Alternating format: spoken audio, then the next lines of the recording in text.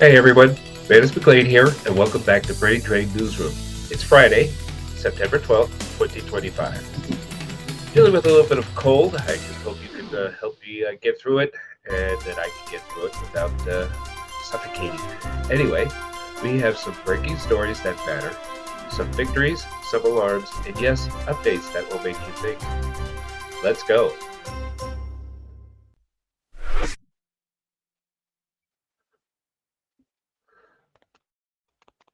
ICE Washington, D.C. has seen a dramatic rise in immigration arrests tied to the Trump administration's 30-day crime emergency declaration. A processing center in Chantilly, Virginia, meant for short stays, is now overflowing. Detained immigrants, many with valid asylum or green card applications, are sleeping on floors, lacking adequate food and sanitary or medical care. Advocates describe the situation as untenable and possibly unconstitutional.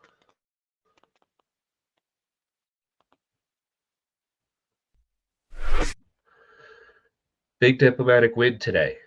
Around 300 South Korean workers detained in Georgia in a massive ICE raid at the battery facility, at the LG Hyundai battery facility, arrived back safely in Incheon, South Korea.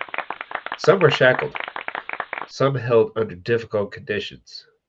The return followed intense negotiations, and leaders from both nations are now talking about setting up a visa category to prevent this from happening again.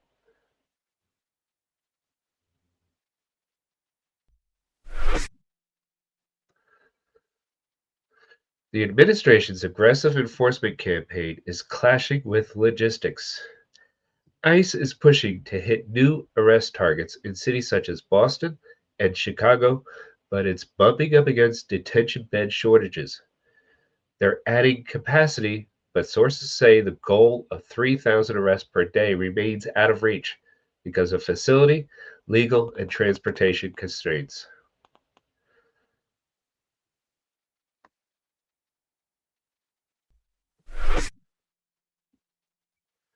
ICE's Alexandria facility is under scrutiny.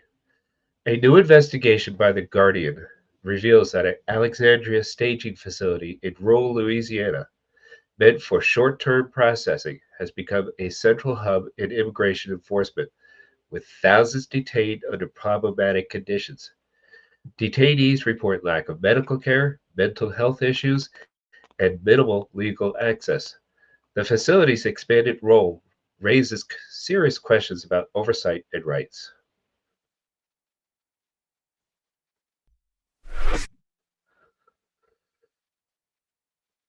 There's a pattern. Enforcement is accelerating, often outpacing infrastructure or oversight.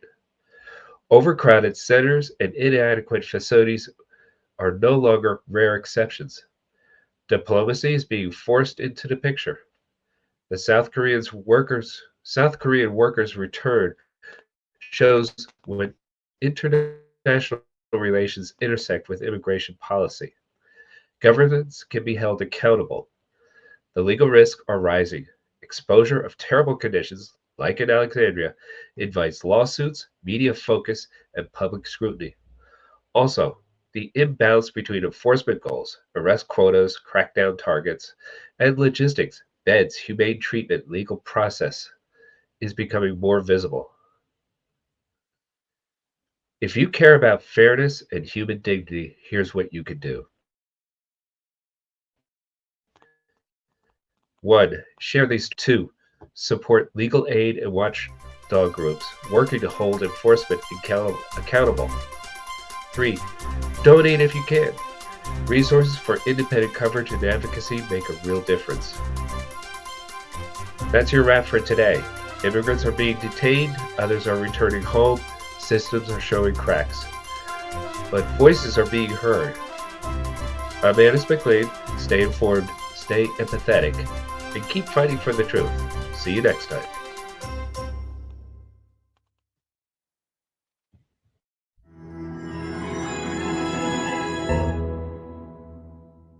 Thanks for tuning in. We hope you enjoyed this and maybe even learned something new. If you did, Don't just vanish into the algorithm. Hit like, subscribe, and follow us on social. It's the easiest way to support our work and make sure you never miss what's next.